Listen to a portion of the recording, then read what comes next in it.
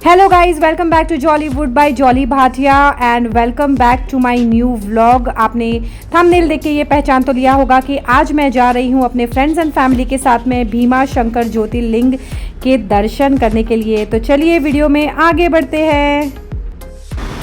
Hey guys, so we are all set to go to Bhima Shankar with the family and friends. So stay tuned because I'm going to share with you all the journey that we are going to have this morning and also what all we are going to enjoy.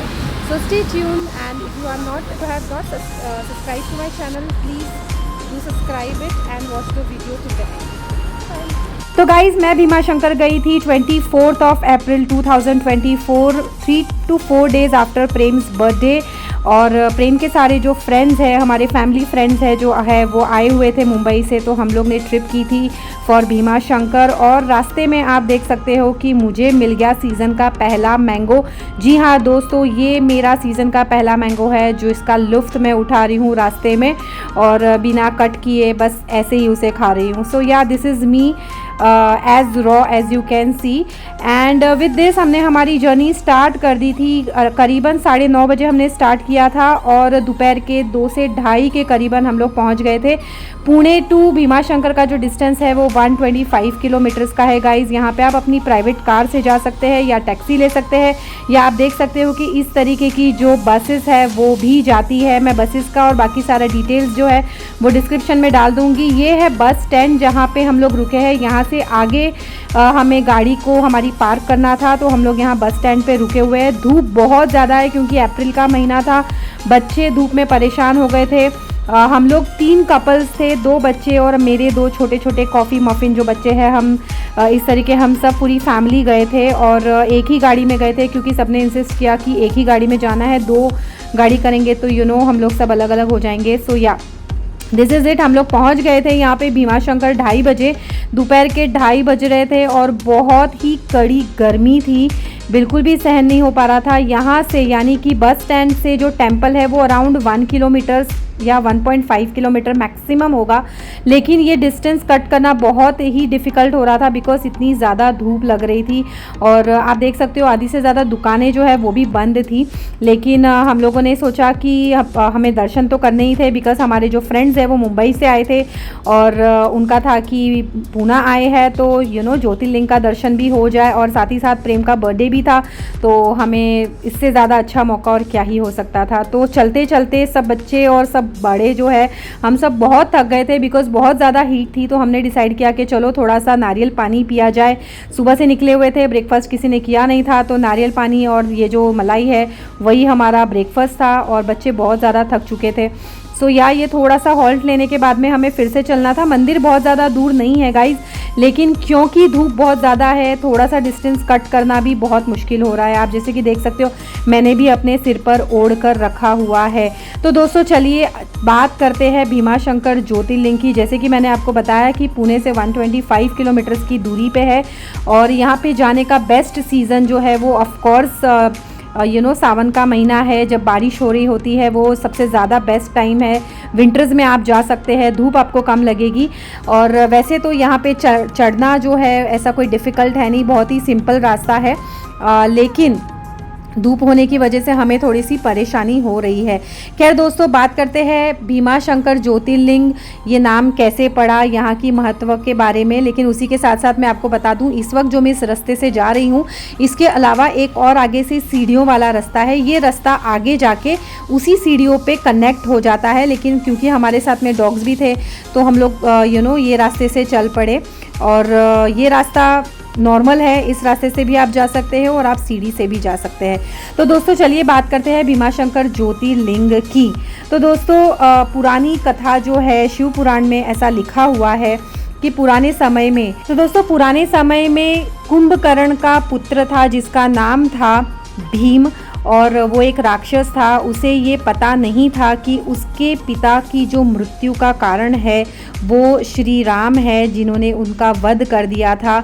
दरअसल उनके पिता के मृत्यु के कुछ ही पल के बाद में भीम का जन्म हुआ था, और अपनी माँ के द्वारा उसे ये पता लगा जबकि श्री राम के द्वारा उनके पिता का वध हुआ है, तो वो श्री राम का यानी कि श्री विष्णु का वध करने के लिए आतुर हो गया और उसने कड़ी तपस्या की। कड़ी तपस्या करने के बाद में उसे ब्रह्मा जी ने विजय होने का आशीर्वाद दिया। इस आशीर्वाद का मिलना ही उसके लिए बहुत था और उसने उसके बाद में बहुत ही उद्यम मचाया और ना ही सिर्फ मनुष्य बल्कि देवताओं को भी परेशान कर दिया था। देवताओं को भी युद्ध में हराना शुरू कर दिया था। देवता उससे परेशान होके शिवजी के पास गए और शिवजी से उन्होंने प्रार्थना की कि इससे हमें छुटकारा दिलवाइए और शिवजी ने उन सबको आश्वासन दिया कि वे इसका जो उपाय है वो ज़रूर निकालेंगे। और शिवजी ने इस राक्षस के साथ में युद्ध किया और उस युद्ध में इसका वध कर दिया।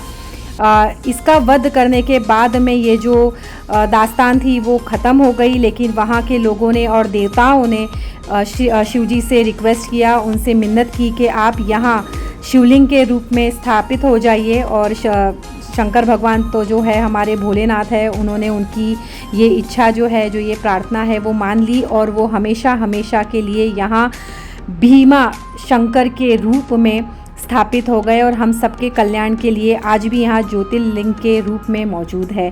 तो दोस्तों ये थी एक छोटी सी कहानी। जैसे कि आप देख रहे हैं इस वक्त मैं और मेरे साथ में आए हुए हमारे फैमिली फ्रेंड्स जो है, ये मेरे भाई है और ये उनकी फैमिली है। हम सब ने तिलक लगाया है। हमारे हिंदू धर्म में तिलक लगाने का एक अपना ही महत्व है, ये मैं अपने आगे के व्लॉग्स में भी बता चुकी हूँ।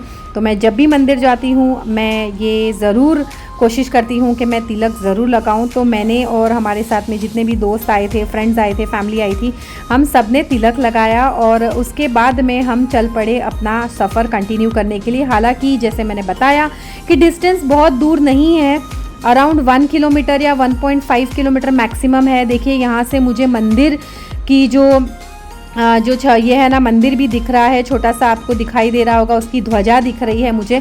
तो मंदिर बहुत ज़्यादा दूर नहीं है। यहाँ पे जो ट्रैक है वो भी ज़्यादा डिफ़िकल्ट नहीं है, बहुत आसानी से आप चल सकते हैं और चलने के लिए काफ़ी अच्छी जगह है, तो कोई टेंशन नहीं है। बस इतना है कि थोड़े बंदर ज़्यादा है और बंदर होने की वजह से हमें थोड़ा सा हमारे जो पेट्स है कॉफ़ी और मफ़िन, उनका ध्यान रखना पड़ता है, बिकॉज़ वो साइज़ में बहुत छोटे हैं। तो डर लगता है कि कहीं वो उन्हें हर्ट ना कर दे या वो लोग झगड़ा ना करने लग जाए, तो हमें बार बार उनके तरफ देखना पड़ता है। और मोस्टली हम लोग ट्राई करते हैं कि कॉफ़ी और मफ़िन को हम लोग उठा कर लेकर जाएं, क्योंकि देखो इस तरीके से कॉफ़ी और मफ़िन रास्ते में सूंघते सूंघते जाते हैं, परेशान करते हैं।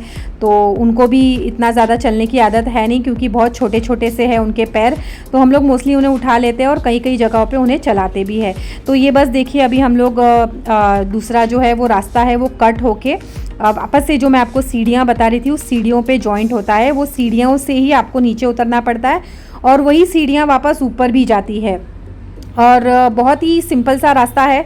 और ऊपर आपको जो है उन लोगों ने शेडिंग भी करके रखी है, तो ज़्यादा तकलीफ़ नहीं होती है, ज़्यादा धूप या बारिश नहीं लगती है। तो भक्तों के लिए ये बहुत अच्छी चीज़ है कि धूप बारिश में भी आराम से दर्शन हो जाते हैं। यहाँ पे अमूमन बहुत ज़्यादा भीड़ नहीं होती है। हाँ, बस सावन के महीने में आपको थोड़ी भीड़ मिल सकती है। अभी आप जैसे देख सकते हैं यहाँ पे बड़े बड़े सी जो सीढ़ियाँ हैं, बस यही सीढ़ियाँ जो है उतर के जाना है और आते वक्त में, लौटते वक्त में इसी सीढ़ियों को ऊपर चढ़ के आना है।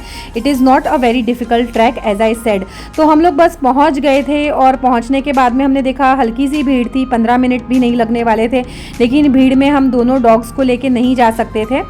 तो इसीलिए हमने हमारे जो फ्रेंड्स हैं, फैमिलीज़ हैं, उनको कहा कि आप लोग पहले जाइए, लाइन में लग के दर्शन कर लीजिए, हम लोग बाद में आएंगे, क्योंकि आगे से भी एक रास्ता है, वहाँ से भी जा सकते थे। और हम पहले भी जा चुकी हूँ, मैं इससे पहले कॉफ़ी को अंदर लेकर जा चुकी हूँ, मंदिर के अंदर, लेकिन इस बार क्योंकि हमारे साथ में कॉफ़ी और मफ़िन दोनों है, तो I don't wanted to take a risk कि कोई कुछ बोल दे या कुछ। तो मैं और कॉफ़ी और मफ़िन को लेके यहाँ कुछ देर के लिए खड़ी रह गई मंदिर से कुछ दूर और प्रेम से कहा कि पहले आप जाके दर्शन कर लीजिए और उसके बाद में मैं दर्शन कर लूँगी, तब तक मैं कॉफ़ी और मफ़िन को आप संभाल लेना। तो अभी इस वक्त मैं संभाल रही हूँ बच्चों को और उसके बाद में प्रेम संभाल लेंगे।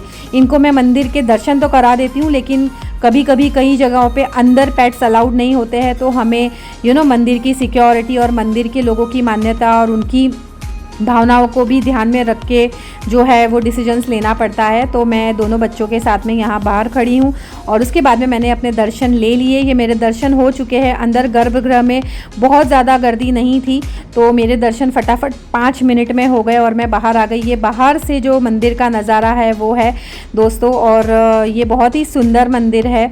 आप यहाँ पे अगर पूना आते हैं तो ज़रूर से आइएगा, क्योंकि ये 12 ज्योतिर्लिंग में से 6वां ज्योतिर्लिंग है और इसकी अपनी एक महत्वता है। और हम सभी जानते हैं कि 12 ज्योतिर्लिंग का फल कौन नहीं चाहता। तो मैं तो अपने 12 ज्योतिर्लिंग कंप्लीट करने में लगी हुई हूँ। इसी के साथ मेरे दर्शन हो गए और हम लोग कंटिन्यू हो चुके हैं अपनी जर्नी बैक टू होम। आप देख सकते हो एक साथ में कितने सारे हम लोग भर के गाड़ी में बैठे हुए थे, लेकिन इसका अपना ही मज़ा था क्योंकि हम सब साथ थे। तो वी वर इंजॉइंग धूप और थोड़ी सी परेशानी हो रही थी, but still we were happy, we enjoyed.